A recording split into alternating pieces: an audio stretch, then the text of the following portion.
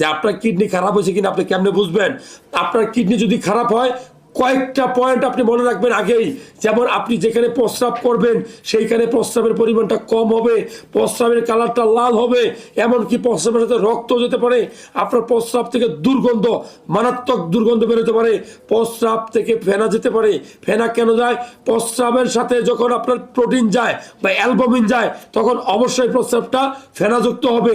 যেমন আপনি ডিম ভেঙে যদি গোটাল দেন পানির মধ্যে, ডিমটা প্রোটিন থাকার কারণে পানিটা কিন্তু ফেনাযুক্ত হয়ে যায়।